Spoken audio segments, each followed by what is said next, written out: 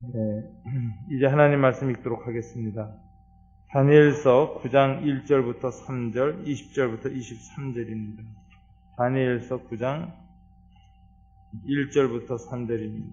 구약성경 1248쪽 9장 1절부터 3절, 그 다음에 20절부터 23절 이렇게 제가 먼저 읽습니다. 1248쪽 구약성경 다니엘서 9장 1절입니다. 메대 족속 아하수얼의 아들 다리오가 갈대아 나라 왕으로 세움을 받던 첫 해,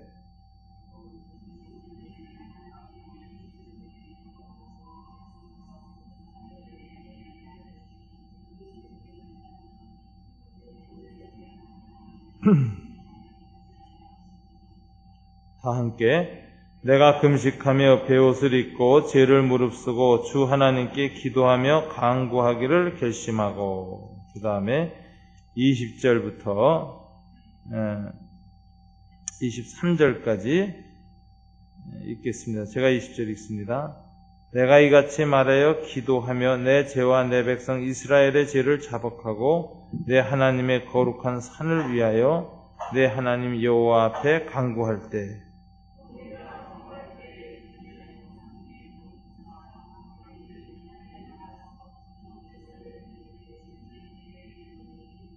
내게 가르치며 내게 말하여 이르되 다니엘아, 내가 이제 네게 지혜와 총명을 주려고 왔느니라. 이제 네게 알리러 왔느니라. 너는 크게 은총을 입은 자라. 그런즉 너는 이 일을 생각하고 그 환상을 깨달을지니라. 아멘. 기도하겠습니다. 하나님 아버지 감사합니다. 이 아침에도 저희들이 다니엘 기도를 연속하는 중에 특별히 이번 주간 특별 새벽 기회를 앞두고 모여 주님 앞에 예배를 드리고 경배를 드립니다. 나라 민족이 어렵고 힘들 때 우리 그리스도인들은 자기 민족을 향하여 중보기도하는 것을 2000년 교회 역사의 중요한 전통으로 여겼습니다. 저희들도 2000년 동안 각 민족들 가운데 그리스도인들이 자기 민족의 미래를 위해서 중보하며 기도하고 헌신하고 희생했던 것처럼 이 한민족을 위해서 특별 새벽 기도회로 모이고 음식 기도하며 중보 기도하기로 결심합니다.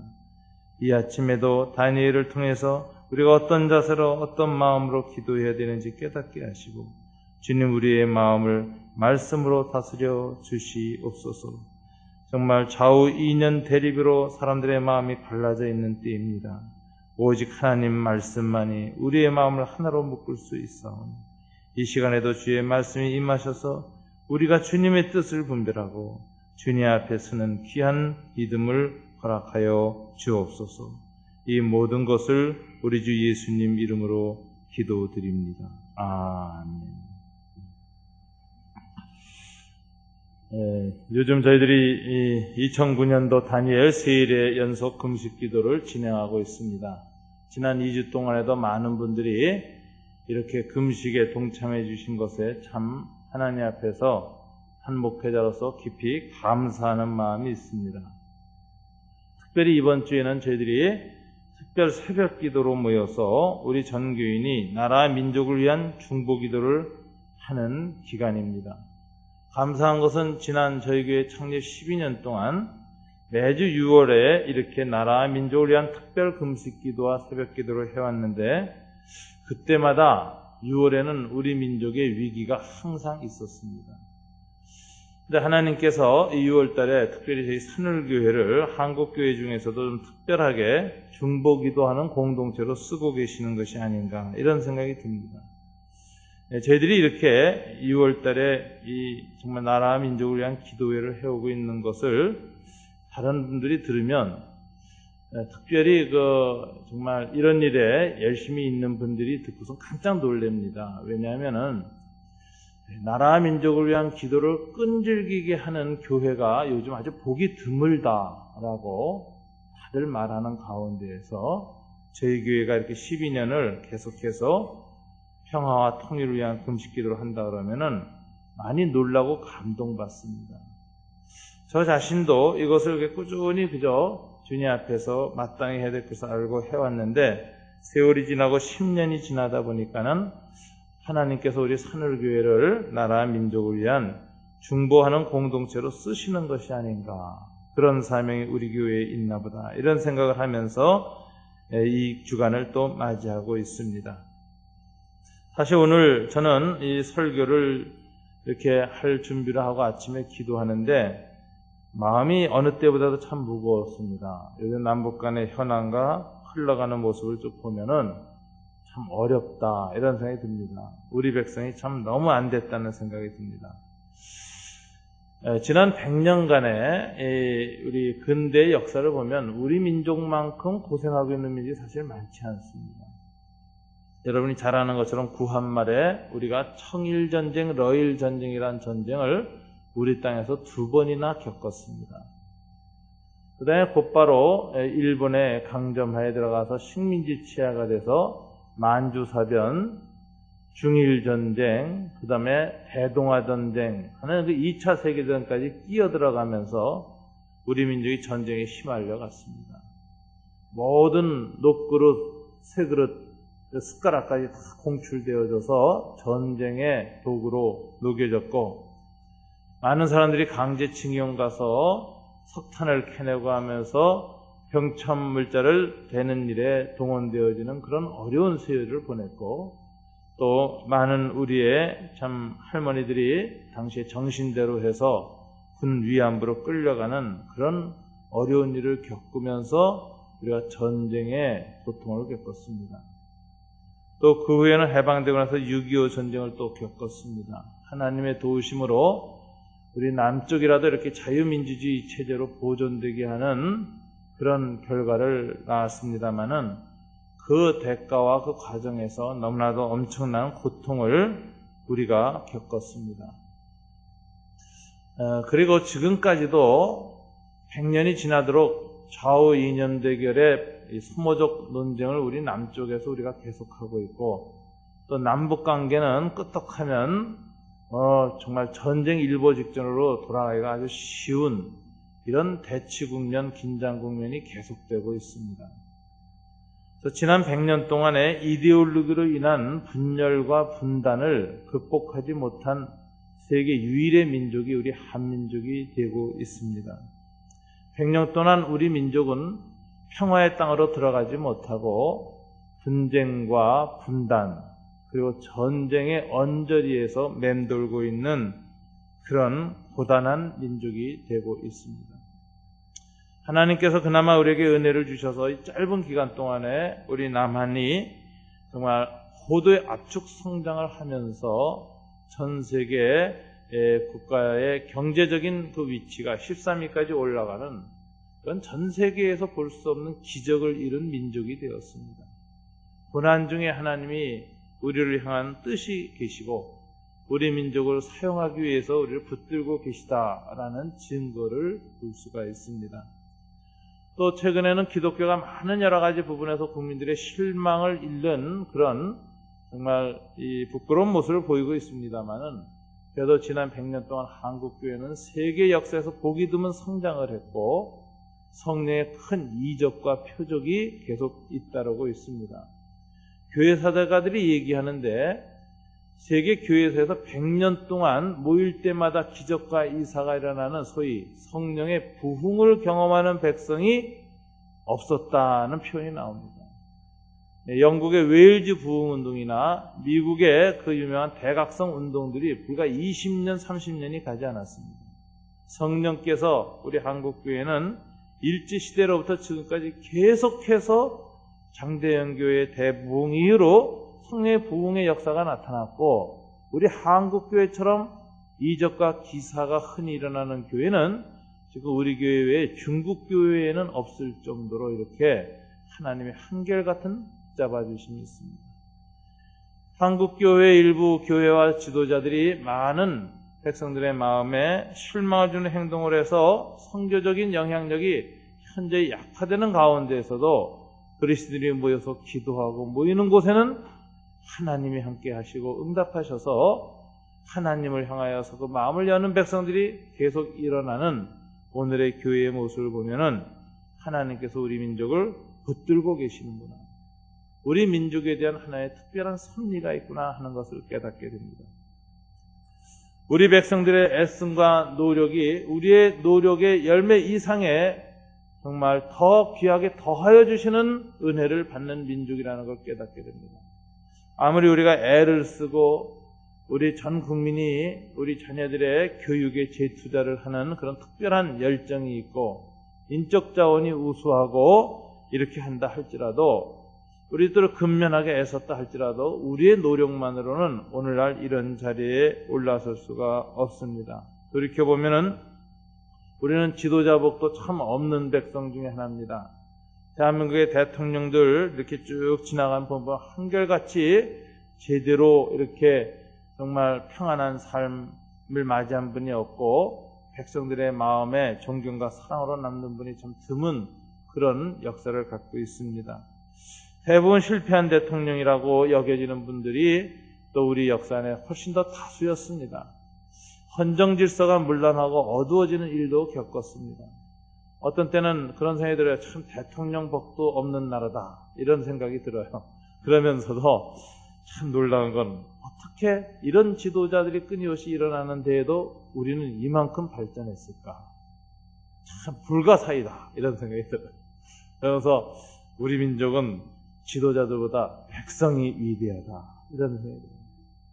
어떤 이렇게 그래도 이렇게 노력하고 애쓰고 몸부림치고 안 먹고 안 입고 안 쓰면서 자식들의 교육에 모든 걸 투자해가면서 이렇게 이 나라를 이끌어온 우리 백성들이 참 위대하다 이런 생각이 듭니다. 그러면서 이렇게 우리의 백성들의 마음을 건강하게 이끌어 오신 하나님, 그리고 애씀과 노력을 열매로 얻을 수 있도록 기회를 주시고 축복하신 하나님께 감사하다라는 생각을 하게 됩니다. 그러면서 저는 오늘 아침에 하나님과 민족 앞에서 교회가 어떤 자세로 서야 할 것인가를 오늘의 본문의 말씀을 통해서 다시 한번 되뇌게 됐습니다.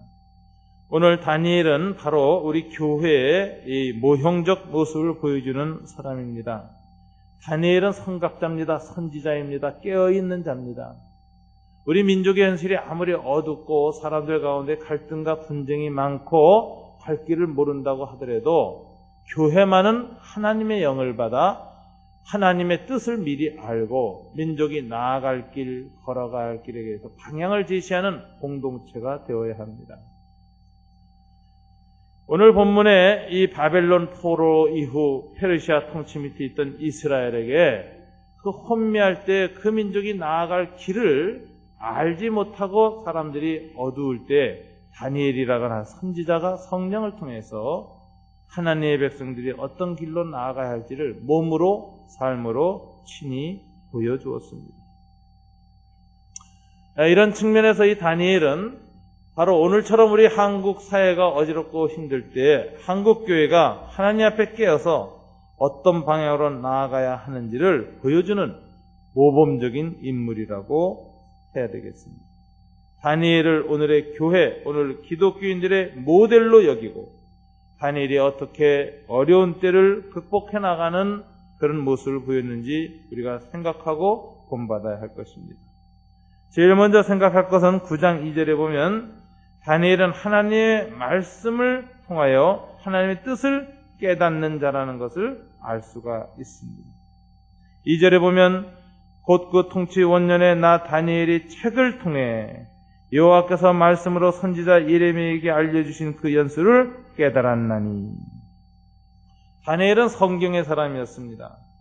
하나님의 말씀을 깊이 읽는 중에 하나님의 경륜을 깨닫게 되었습니다.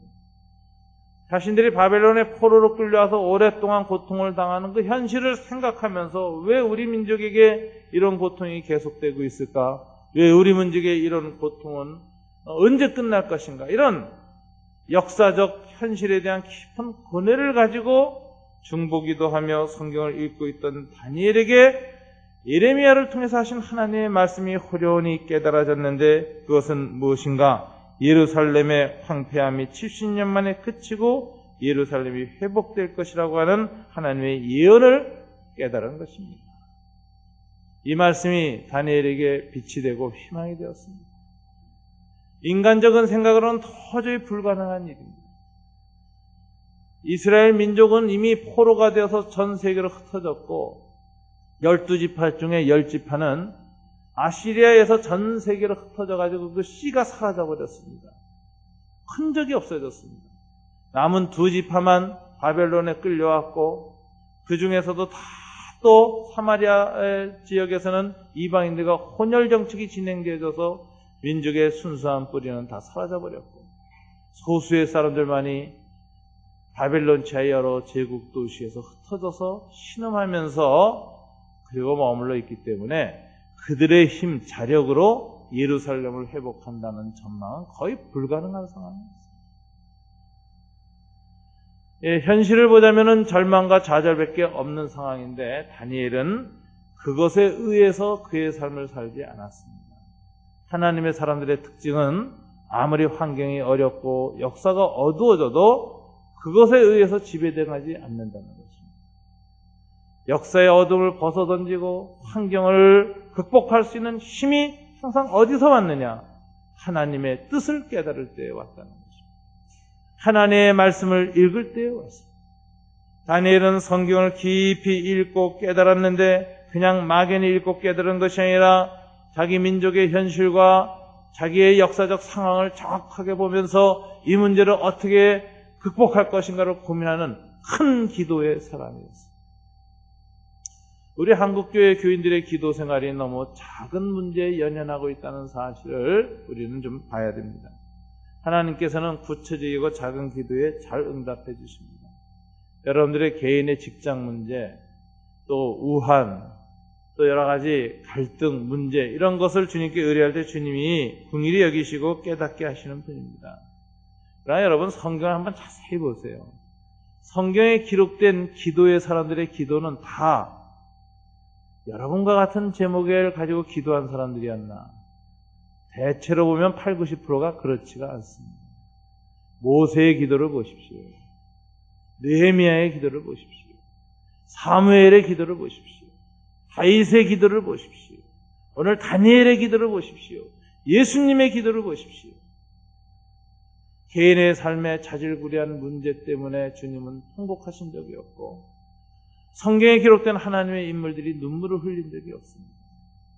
그거보다는 훨씬 더 이들은 공동체적이었고 나라 민족과 자기 민족을 향한 중보기도를 하는 전통을 가진 사람들이었습니다. 한국교회에 이런 기도를 하는 분들이 굉장히 많았습니다. 일제하에 수많은 그리스도인들은 개인의 일신의 문제, 병 문제라든가 돈 버는 문제라든가 어떤 기복적인 문제보다는 나라 민족을 위한 기도회를 가장 많이 했다는 사실을 우리는 알 수 있습니다. 일제시대에 행해진 설교를 정성구 박사님이 분석을 했는데 그 설교의 본문 중에 가장 많이 사용되어진 본문이 어디였느냐? 출애굽기였어요. 모세의 억압하에서 출애굽하고 해방을 이루는 이스라엘 민족의 이야기를 하는 걸 가장 많이 설교했습니다. 그건 무슨 얘기냐 하면은 나라의 조국의 독립과 광복을 염원한 설교가 그 안에 배어 있었다는 것입니다. 그분들의 기도 생활도 그랬습니다.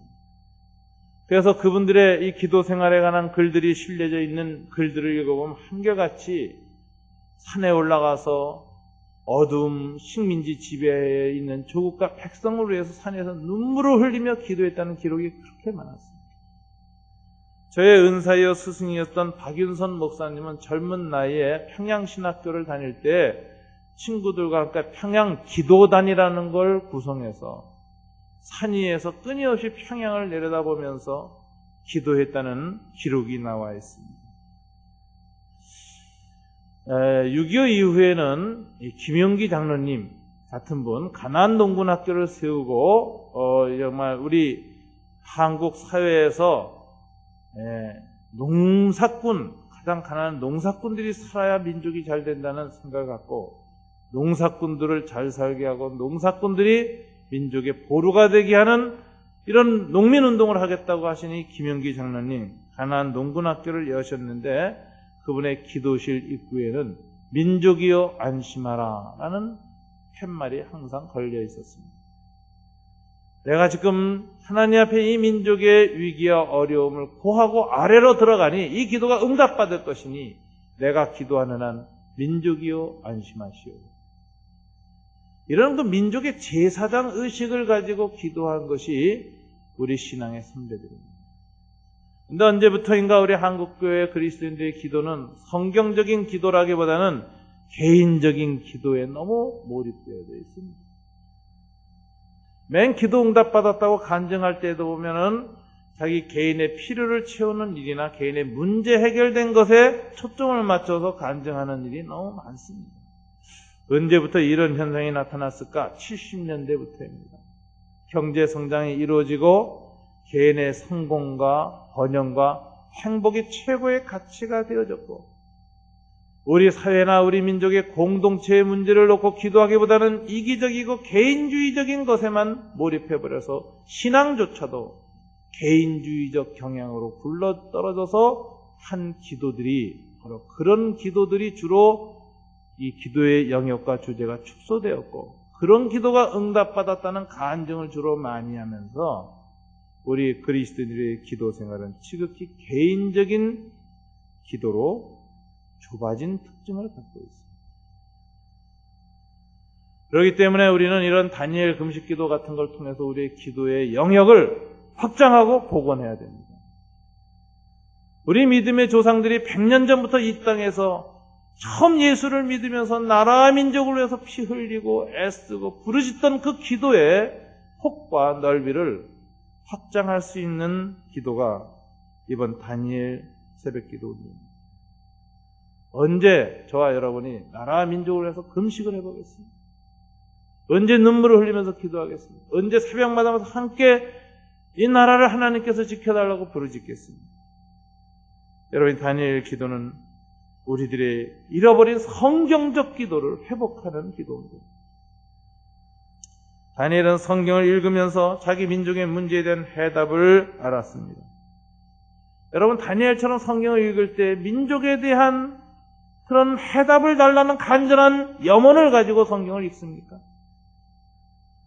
성경을 읽어봐야 내 개인의 구원, 내 개인의 심령의 평안 하는 이 개인주의적 영성에 근거해서 하거나 목회자들도 성경을 읽으면 기껏해야 더 나가서 교회의 번영만을 위한 이런 교회 성장적 욕구에서만 성경을 읽어대니까 성경을 통해서 하나님이 주시고 하는 메시지를 너무 작게 좁게 받게 되는 거죠.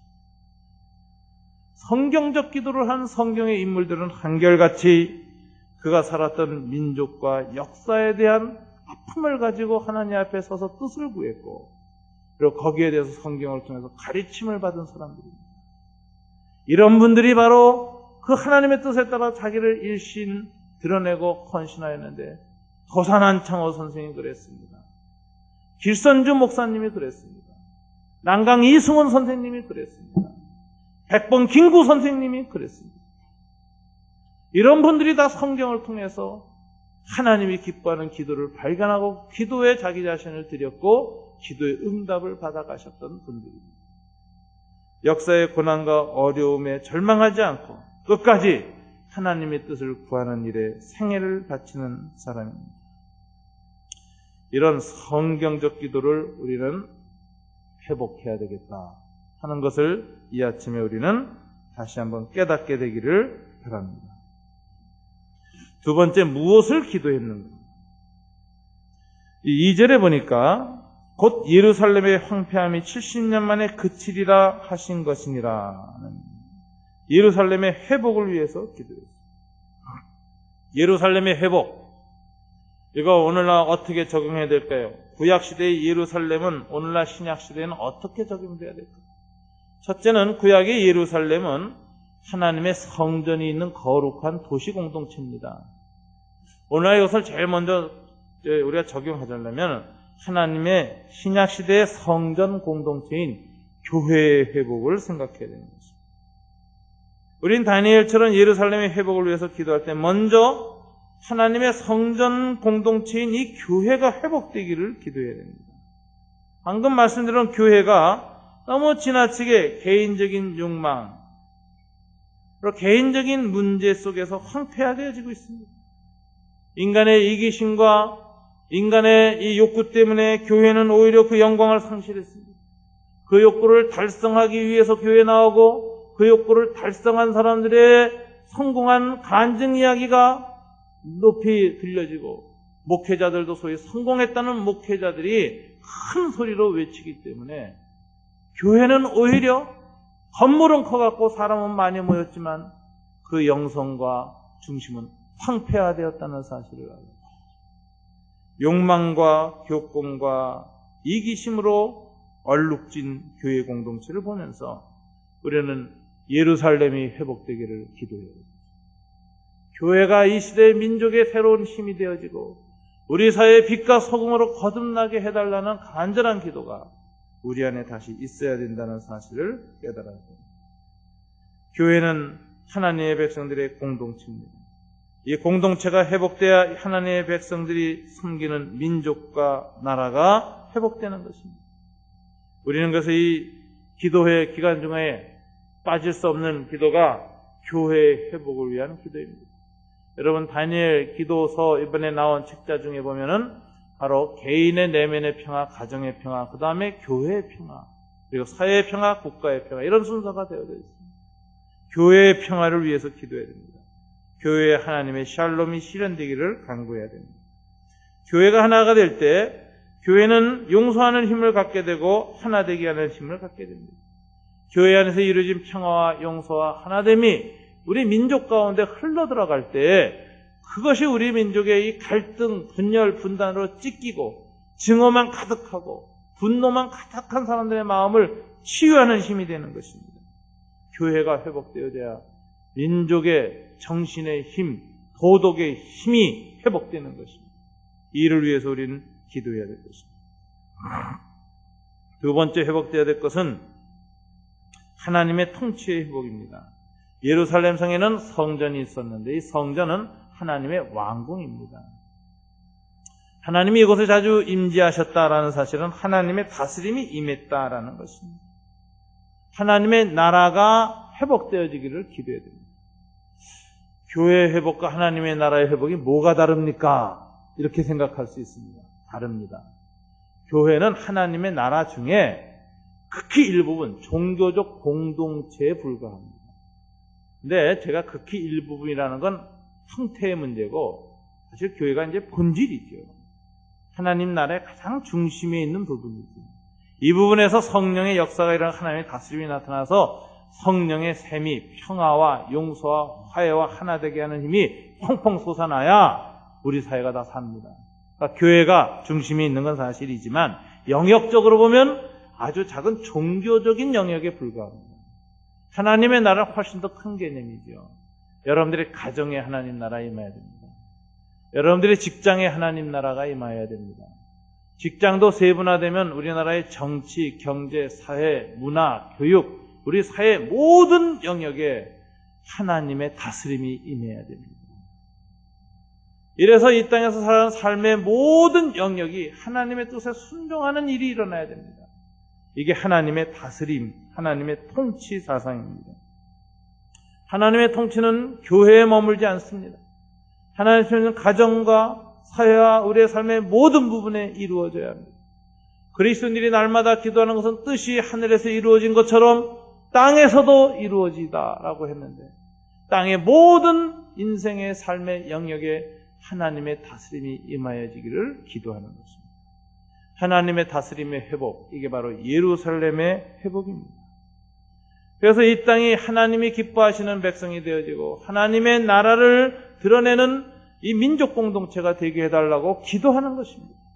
하나님이 한민족에게 특별한 은혜를 베풀고 지금까지 붙들고 계시다면 왜 붙들고 계시겠습니까? 이 한민족을 통해서 세계 역사 속에 하나님이 무엇인가 행하고자 하는 뜻이 있기 때문에 붙들고 계시다고 생각해야 됩니다. 우리가 잘나고 잘나서 이렇게 압축 고도 성장을 이룬 것이 아니라 하나님의 도와주시며 은총 때문이라고 생각하고 하나님이 그것을 우리에게 이렇게 어려운 환경 중에서도 허락하셨다면 왜 허락하셨을까? 우리가 잘 먹고 잘 살고 우리의 경제 성장을 자랑하면서 해외에 나가서 술 먹고 기생강강하러 다니라고 하나님이 주지 않았다는 것을 깨달아야 합니다. 왜 우리 민족에게는 특별한 은혜를 지금 주시고 세계 역사에 기적 같은 일이 일어나는 지난 50년을 허락하셨는가 우리가 생각해야 합니다. 그것은 우리 민족을 통해서 하나님의 어떤 계획이 있다는 것을 깨달아야 합니다. 하나님은 이 한민족을 쓰시기를 원합니다. 우리는 이걸 깨닫고 교회가 기도해야 됩니다. 이 민족이 이런 번영과 풍요와 이런 위기를 넘어갈 수 있는 은혜를 주셨다면 이걸 가지고 우리가 자만하지 않고 썩어들지 않고 이 민족이 세계 역사 속에서 하나님의 나라의 도구로 한번 쓰임받는 민족 되게 해달라고 기도해야 됩니다. 세계 역사 2000년 중에는 하나님이 잠깐 쓰셨던 민족들이 있습니다. 그 민족들을 통해서 하나님이 얼마나 큰 문명과 문화와 도덕성의 발전을 이루었는지 모릅니다. 그 중에 하나 나중에는 대영 제국으로 쇠락했지만 유명한 영국 민족이 있습니다. 영국 민족은 굉장히 야만족이었습니다. 그 브리테인이라는 용어는 이 중세 역사와 초대 정말 이 로마사에서 보면 아주 야만족이 가득 사는 족속들이었습니다. 근데 여기에 복음이 AD 500년경에 들어가게 됩니다.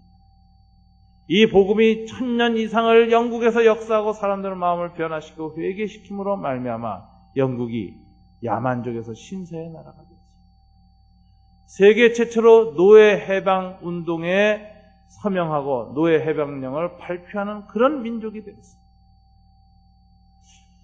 여러분 참 이 영국에서 일어나고 있는 이런 일들, 그런 일이 다 이 복음을 위해서 하나님 나라를 영국의 전 사회에 확장시키는 사람들의 노력이었습니다. 윌버포스 같은 사람은 29살에 예수를 믿었습니다. 그리고 하나님 뜻 앞에서 영국 사회에서 그 당시 짐승처럼 취급받고 있던 노예들을 해방시키는 것이 하나님의 뜻이라는 것을 깨달았습니다. 평생을 그 일을 위해서 싸웠습니다. 그리고 그의 나이 죽어가기 직전에 드디어 영국 의회가 노예 해방령에 서명하는 것을 보게 되었습니다. 한 기독교인이 노예들을 하나님의 뜻대로 다스리지 않고 하나님의 뜻과 정반대된 이기적인 방식으로 인간을 짐승처럼 취급하고 사고팔고 죽이고 심지어는 서부 아프리카에서 노예들을 이끌고 오다가 병이 많이 발생하면 데리고 와봤자 팔리지도 않고 상품 가치가 없으니까 쓸모없다고 해가지고 배에서 떠밀어서 몇백 명씩을 죽인 사건, 썩은 물건 생선 내다 버리듯이 사람들 병든 노예들을 바다에 던진 이런 사건을 겪으면서 윌버포스는 이런 비인간적인 일이 이 백성 가운데 범죄로 다시는 일어나서는 안 되겠다고 결심하였고 그것을 평생 관철했습니다. 그는 노무현 대통령 이상의 왕따였습니다. 그러나 평생 두려워하지 않고 싸웠습니다.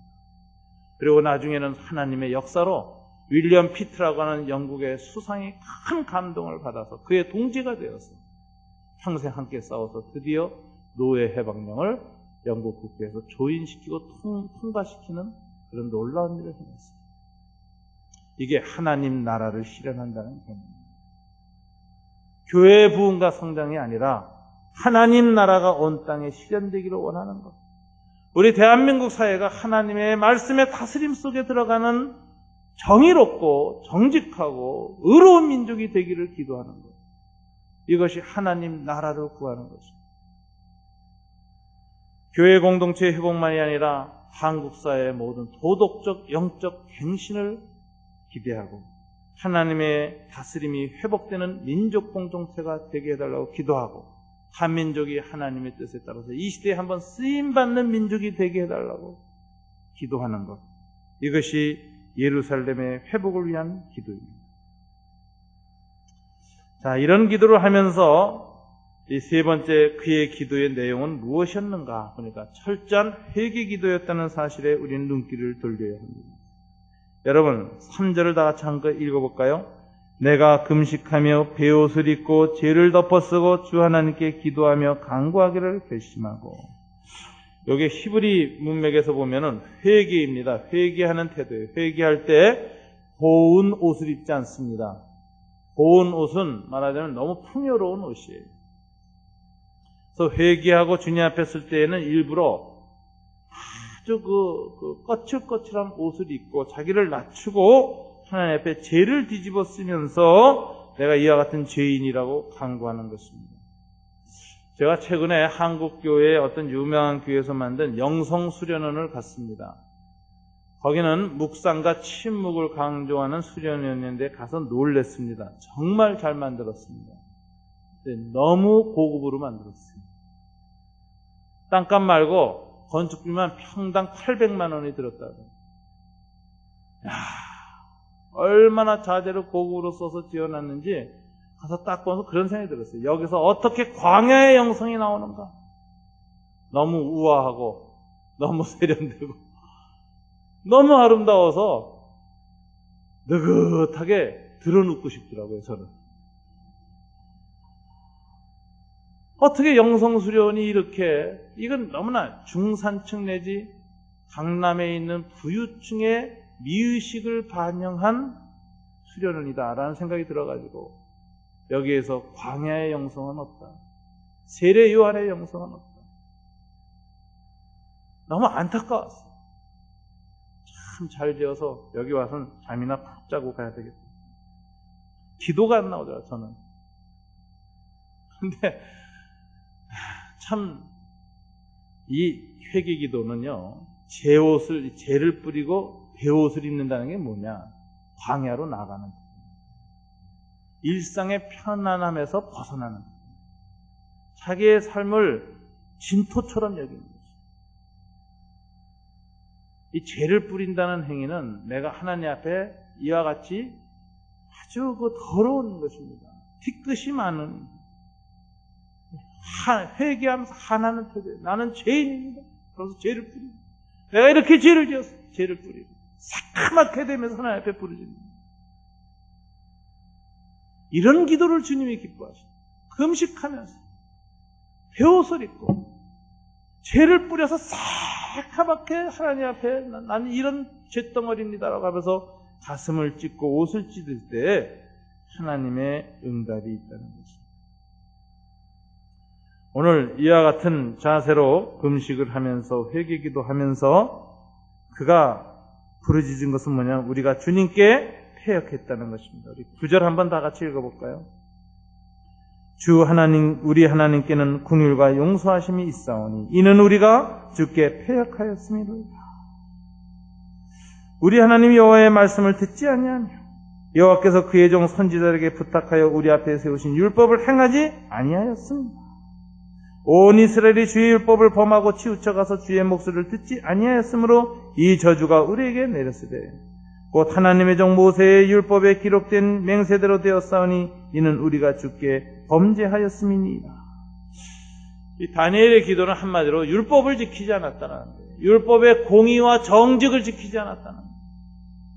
포악했고 욕심 많았고 불법을 행했고 불의를 행했고 폭력을 좋아했고 가난한 사람 죽이기를 좋아했다는 것입니다. 죄 없는 사람의 피를 땅에 흘리는 그런 민족이 되었다고 부르짖으면서 이것 때문에 하나님이 우리를 심판하셨고 우리를 저주하셨고 우리에게 재앙을 내리셨다고 부르짖는 것입니다. 이 철저한 회개입니다. 이 회개는 우리가 하는 것처럼 개인적인 부족함이나 개인적인 차원의 회개가 아니라 사회적 회심이었습니다. 국가적 회심이었습니다. 역사적 회개였습니다. 공동체적 회개였습니다. 회개의 폭이 아주 크고 넓고 깊습니다. 이런 회개를 하니 하나님이 돌아보시는 것이죠. 그는 17절에서 이렇게 기도를 했습니다. 다 같이 읽어볼까요? 그리하온즉 우리 하나님이여 지금 주의 종의 기도와 간구를 들으시고 주를 위하여 주의 얼굴빛을 주의 황폐한 성소에 비추시옵소서. 주의 얼굴빛을 주의 황폐한 성소에 비추시옵소서. 주의 얼굴빛을 비추어달라. 주님의 얼굴에는 빛이 있습니다. 그것을 우리는 거룩 혹은 영광이라고 부릅니다. 영광의 빛을 쬐면은 회복이 일어난다는 사실을 알고 있습니다. 이 영광의 빛을 주의 황폐한 성소에 비추어 달라고 기도하고 있습니다. 여러분, 형상기억 학금이라는 거 아십니까?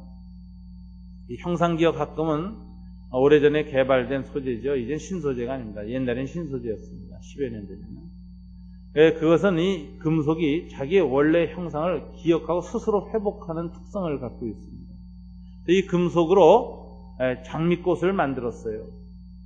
근데 이게 딱 36도의 장미꽃으로 딱 만들어 놓으면은 20도, 10도 낮아지면은 우그러뜨리면 다 우그러져서 그냥 고철덩어리 됩니다. 그 쓰레기통에 버리는 그 놈을 딱 들고 여러분이 딱 붙들고 있어서 여러분의 체온 36도가 딱 전달되는 순간에 갑자기 이 고철덩어리가 저절로 쫙 피어나면서 장미꽃으로 변하는 거예요. 그거 형상기억학금이라고 그러는데 우주로 나갈 때 이게 많이 쓰고 하는 겁니다. 그래서 이게 아주 독특한 신소재죠. 근데 여러분, 이와 똑같은 일이 우리 안에 있다는 거예요. 우리 안에 하나님의 형상으로 창조됐는데 이게 다 죄로 말마 찌그러지고 우그러지고 고철덩어리처럼 돼버렸어요. 우리 교회가 그렇게 되고 우리 민족이 그렇게 되고 우리 사회가 그렇게 죄로 말미암아 난장판이 됐습니다. 어떻게 회복될까요? 일일이 고치고 수선하고 두들기고 펴서 회복 못합니다. 더 망가질 뿐입니다. 부러질 뿐입니다. 한 가지 방법이 있다는 걸 알았습니다. 다니엘은 주님의 거룩한 빛을 비추어 주십시오. 주님의 빛이 비추어지면 어느 순간에 호련히 황폐한 성소가 쫙 피어나고 회복될 것을 알았기 때문에. 여러분, 개인적으로도 내 심령이 요즘 너무나 피폐하고 괴롭다라고 생각하면 어떻게 해야 될까요? 여러분, 기도하러 나오셔서 주님께 이 기도를 한번 해요. 주님, 그 빛을 내 마음에, 내 이 피폐한 심령에 비추어 주십시오. 그 얼굴을 들어서 내게 빛을 비추어 주십시오. 이렇게 기도하다 보면요, 하나님의 이 기도를 통해서 하나님의 은총의 빛이 쫙 임하기 시작하면 이상하게 맺히고 고통스럽고 우그러졌고 비통했던 부분이 쫙 회복되고 새살이 돋고 피어나면서요, 찬송이 나오기 시작해요. 찬송이 나오기 시작해요. 회복입니다. 회복. 여러분의 가정이 무너졌습니까? 가정에, 황폐한 우리 가정에 주님의 얼굴빛을 비추어 주소서라고 기도하십시오. 변합니다. 오늘 우리 한국 사회가 너무나도 비참하게 무너졌다고 생각하십니까? 주님의 얼굴빛을 비춰달라고 기도하십시오. 왠지 모르게 회복이 가능합니다. 남과 북 하나님 회복시켜달라고 여러분 기도하면 전쟁 통하지 않고 우리가 하나 될 수 있는 길을 하나님이 여시는 은총을 우리에게 또다시 베풀 기회가 오는 것입니다. 북한의 지도자들은 거의 자멸적 태도를 지금 보이고 있습니다. 제가 보기에 북한 정권 지도자들 너무 어둡다는 생각이 들어요. 정말 욕이 나와요. 저 뭉텅구리 같은 놈들. 이게 지금 북이 살아날 수 있는 저럴 길을 하나님 몇 번 줬잖아요. 첫째 클린턴 대통령 때 줬잖아요. 그때 고집 피우지 말고 빨리 조미 조약 맺었으면은 달라졌지요. 근데 그때도 그냥 벼랑끝 외교한다고 그냥 욕심만 부리고 아주 강팍하게 하다가 결정적인 마지막 기회 상실했습니다. 부시 정권 10년 동안의 기회 없었지만 좋은 결정적 기회가 왔죠. 언제입니까, 여러분? 부시 정권 마지막 물러났어요. 하도 전쟁만 하다 끝나니까 부시가 마지막에 외교적 성과를 거두고 싶어서 북한하고 대화를 하려고 그랬어요.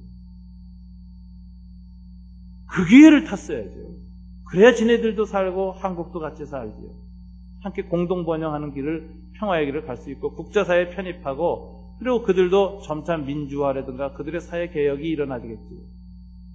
근데 그때 다 강팍하고 완악하게 굴더니 그 기회 잊어버리고 지금 들어서 쓸 수 있는 카드 다 쓰는 것 같아요. 내가 보기에 저거 멍충이들이다 하는 생각이 들어요. 멍충이들이 어디 있나. 카드 다 쓰고 앉아있고. 왜 저러고 있을까? 딱 하나입니다. 자기네 내부의 권력 승계를 위해서 자기네 평화를 담보할 수 있는 마지막 카드까지 다 버리는 거예요. 타이밍이 아닌 때 막 쓰는 거예요. 내가 보니까. 쟤네들이 보니까 하는 짓이 민족의 평화나 이거보다 자기네 집안, 자기네 권력, 그 계승에 우선순위가 바뀌어가지고 눈이 먼 거예요. 눈이 먼 거예요. 그래서 정말 하나님이 줄 수 있는 좋은 평화의 타임을 계속 놓치고 자멸의 길로 가는 거 아닌가 이런 생각이 들어요. 북한만 혼자 망하면 뭐 모르겠는데 북한만 혼자 망합니까? 그건 남북한의 공동위기입니다. 그래서 너무 안타까워요. 너무 안타까워요. 우리 민족이 평화를 회복할 수 있는 힘을 주십시오. 주님의 얼굴빛을 저 평양에 있는 자들에게도 좀 비춰주십시오. 그들의 이성과 그들의 생각이 회복되게 좀 도와주십시오. 우리 남한의 지도자들에게도 이 빛을 비춰주십시오. 우리에겐 평화가 필요합니다. 주님의 긍휼과 사랑과 용서가 필요합니다. 지난 100년 동안 너무 많은 전쟁을 겪었습니다. 이젠 또다시 전쟁 겪을 수 없습니다. 지난 50년 동안 하나님 주신 은혜로 우리가 지금까지 왔는데 이 모든 것을 또다시 일거의 잿더미로 만들 수는 없습니다. 주님 도와주십시오. 이런 간절한 기도가 우리 안에 있어야 됩니다. 주의 얼굴빛을 주의 황폐한 성소에 비추소서.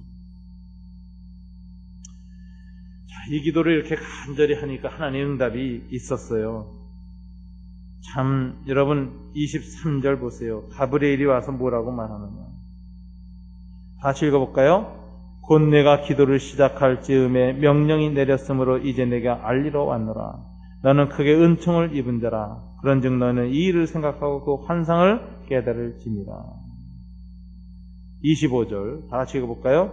그러므로 너는 깨달아 알지니라. 예루살렘을 중건하라는 영이 날 때부터 기름 부음을 받은 자 곧 왕이 일어날 때까지 7일이야 62일에가 지날 것이요 곧 그 곤란한 중에 성이 중건되어 광장과 거리가 세워질 것이며. 예루살렘이 중건되어지고 메시아가 이 땅에 오게 될 때까지를 이야기하는 하나님의 놀라운 계시가 들어오고 있습니다. 네 기도 응답과 계시가 언제 왔느냐? 내가 기도를 시작할 즈음에 주님의 응답이 있었다라고 말합니다. 여러분, 바로 여기에 희망이 있다고 생각해요. 기도를 시작만 하면 하나님은 응답하신다. 왜 그럴까요? 하나님의 뜻을 따라 하는 기도일 때에 그렇습니다.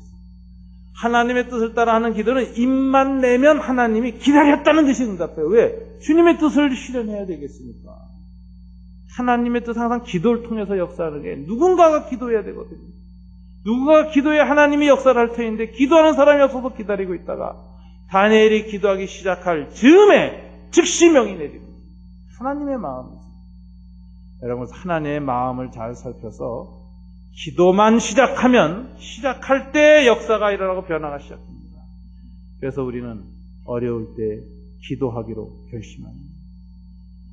특별 새벽 기도회를 소집하는 겁니다. 그래서 우리는 다 같이 기도를 시작하기로 결심합니다. 여러분들 기도 시작할 때 하나님의 응답이 있습니다.